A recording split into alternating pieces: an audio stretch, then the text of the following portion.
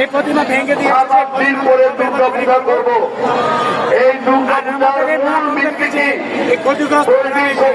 এগুলোকে কোনো মিডিয়া কোনো জাতি এই ইজ্জত দিতে পারবে?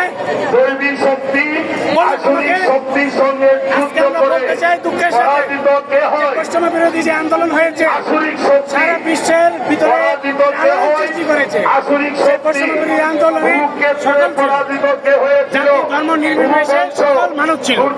আজকে তারা বলেছে যে পশ্চিম সারা ভারতবর্ষে আমাদেরকে বলতেছে যে রাষ্ট্র ছেড়ে চলে যেতে। গত সপ্তাহে আপনাদের সাথে শাহবাগে ছিলাম, আমরা রিপোর্ট করেছি, কিন্তু এই মুহূর্তে আপনার কি ফল পেয়েছেন এই আন্দোলন? ছোট্ট বিষয়ের গত শুক্রবার থেকে আজ শুক্রবার পর্যন্ত আমরা কোনো রেজাল্ট পাইনি। আমাদের কর্মীরা আমাদের লোকদের বাড়ি প্রতিদিন ভাঙচুর হচ্ছে। আমি চট্টগ্রাম থেকে এসেছি, আপনারা দেখেছেন চট্টগ্রামের লাখো মানুষের যে গরিব হয়েছিল।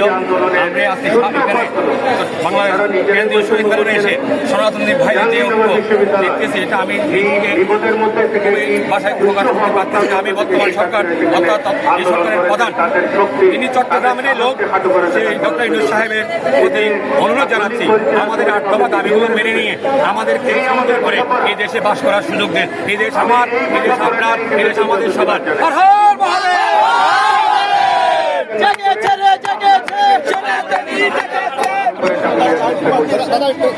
আমরা কোনো বাইনারির বিষয়ে থাকতে চাই না।